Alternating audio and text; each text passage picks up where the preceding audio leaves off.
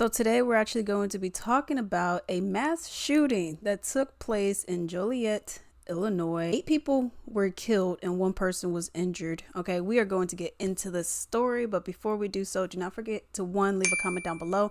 Also, like, subscribe, and hit the thanks.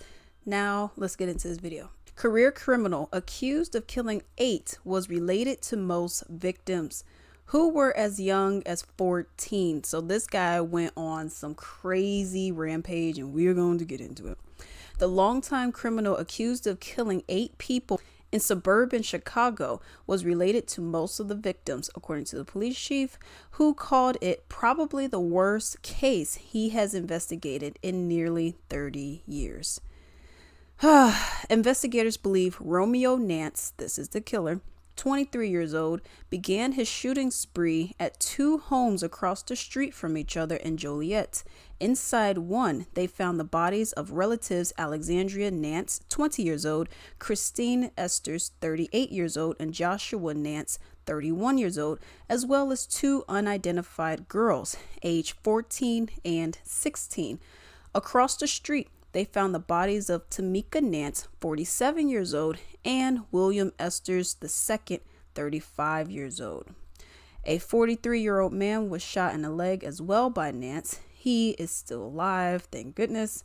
But the final victim was Toyosi Bakare, 28 years old, who was thought to be a stranger out shopping. Okay, so that is 9 people, but 8 of them were murdered and 1 was just shot in the leg, who was able to survive. All right, something I thought was interesting was how this is in Joliet, Illinois, okay, which I am not necessarily too familiar with the area, but I mean, I'm from Illinois, so I know of the area and whatnot. But he went all the way down to Texas. All right, once he did what he did, he managed to drive all the way down to Texas, where he ended up killing himself. I was like, wow. Okay, so you went and murdered your mom, your uncle, your aunt, your 1, 2, 3 sisters, and your brother, and some random guy who was going and getting some cigarettes. And then you go in and shot the 9th person who was just getting groceries and stuff like that. And then you drive all the way down to Texas to then go and shoot yourself. Let's continue.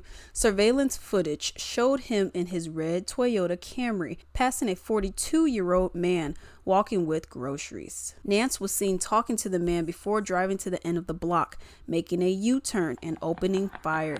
It was 9 shots, a neighbor said.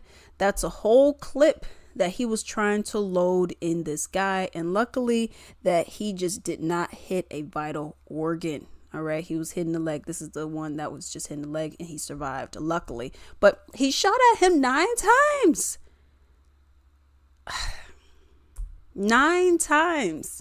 So this is also something I was wondering, because they didn't mention it here, in terms of what caliber of gun did this person have? Was it like a 9mm? Was it like a semi-automatic? Was it one of those guns where, let's say it is a 9mm, but they got that extended magazine on that could give you, X amount of extra shots, 50 extra shots? I mean, this is 9 people that he shot at. And we're going to get into his career criminal activities, okay? Let's continue. About 10 minutes later, Nance shot and killed Bakare, a Nigerian immigrant, at the final victim's apartment complex. Bakare was found bleeding on the ground and was rushed to a local hospital, where he later was pronounced dead. Bakare was simply out to buy cigarettes at a local gas station when he was gunned down. Nance was eventually tracked by U.S. Marshals to Texas, like I mentioned, where he shot and killed himself. I got my own opinions. Let's continue. Investigators believed he stopped at a mall and stole license plates for his vehicle to throw law enforcement off his trail before he was eventually found.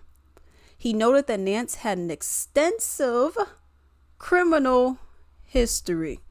Alex, How bad could this criminal history be? Nance Romero Alexander Romero, January 26, 2023. He was arrested in Will County, Illinois. All right. Here is his mugshot. Because I was looking. I was like, okay, homeboy got a mugshot. Well, he ain't homeboy, but he got a mugshot. Where'd they get him from? Height 6'2", weight 160 pounds, race black, sex male. Arrested by Joliet Police Department. Aggravated discharge firearm, reckless discharge firearm, aggravated assault.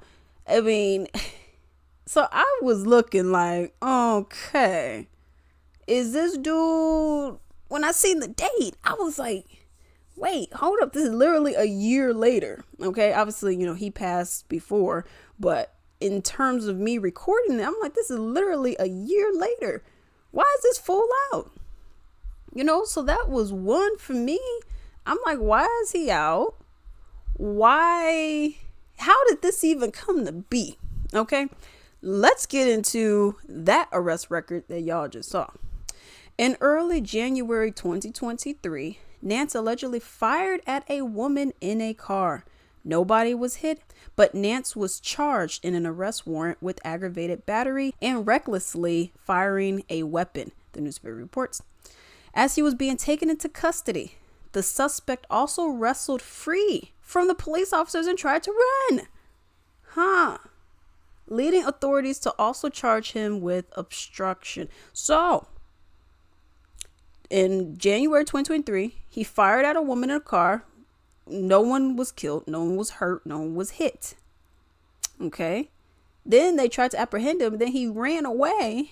And then they caught him and whatnot. Okay. Later that month, Nance was also charged. So the same month, Nance was also charged with criminal damage to government property after he allegedly broke the glass of his cell door. And in February, the following month, he was charged with a misdemeanor count of battery while still behind bars, though details about that case are said to be unclear. He was released from jail in March last year when his sister posted the required 10% of his bond. Now, you may be like, and I was the same way. Dang, his sister bailed him out. Oh, man. She bailed him out, and then almost less than a year later, he goes and murders her. We're going to get into that part because I was like, man, that is crazy. Who would have thought? Who would have thought? No. It gets more interesting. But wait, there's more. I got another article here. And this is Romeo Nance's girlfriend is charged after the West Acre Road slaying. I was like, what? The 21-year-old girlfriend of suspected mass murderer Romeo Nance, her name is Kylie Cleveland Singleton, was taken to the Will County Jail on a felony charges of obstructing justice. She is also the mother of his 3-year-old son as well.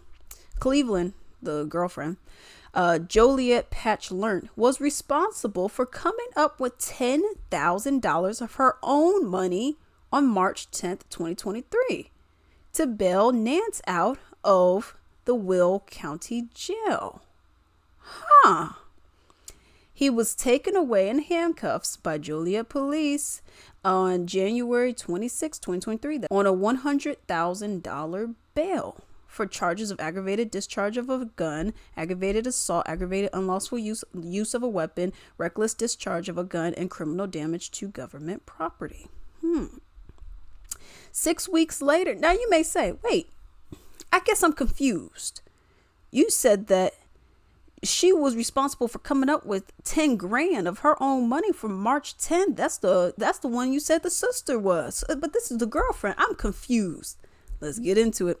6 weeks later, Cleveland lied on the Will County records and listed herself as being his sister. Joliet Patch discovered. She also listed herself as living at 2212 West Acres Road, and the person familiar with the neighborhood said that she lived there. Now, what I want to talk about is really this whole case in general. Okay. Now, people could say different things that go on. Obviously, we have a gun issue.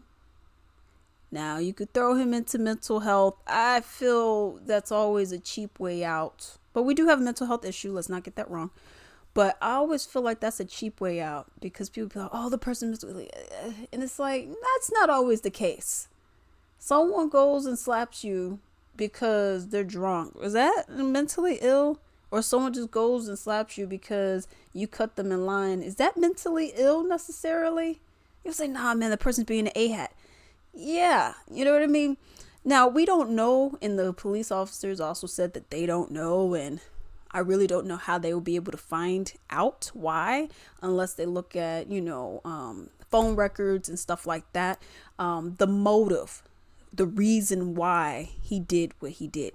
No one really knows. It's not like you go and ask somebody. I mean, he went and struck two random people. That one person was just getting cigarettes. That's the one that got killed. And the other person was going to get groceries. What can you say is the motive for that? I don't know. You go and kill your mother, your uncle, your brother, your aunt, and your three sisters. So we don't know anything besides possible phone records.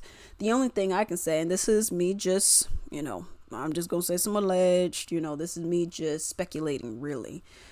I'm thinking maybe it was something on the lines of maybe they noticed his behavior and they're calling him out on his BS. Okay. Since we've seen January, February, March, he was pretty much involved in crime. Not pretty much. He was involved in crime and he was locked up in jail. Okay. And then he got the bond to be out or whatever. By the girlfriend that posted whatever. Okay. So you have all that kind of stuff that's going on. So he was already involved in stuff. And maybe, and this is just speculations, maybe the family was like, yo, what are you doing? I think it was maybe like one or two people where it was like, yo, what are you doing, dude? You can't be coming up in here doing all this. Okay. Whatever it is that he was doing, whether it was him acting erratic, whatnot. And that was the last of them, of them. Okay. Then we have him after he commits these crimes. He goes to a mall, allegedly, the police say. He goes to a mall, gets a screwdriver, swaps plates with somebody else, and then dips all the way over to Texas. Then he ends up, offing himself. Possibly, I know they're going to get me. I'm a miserable person anyways. I suck. All right, let me go and do it. Or it was one of those, you did what you did, and it all came to you like, oh man, I really just did that. And then you finished the deed. You know what I mean? It's just a very upsetting situation. They said they may not ever actually find out what the reasoning was because, how would you find that out besides possible phone records? And really, that's about it. Because there's no survivors for this, But let me know what you all think about this story down below.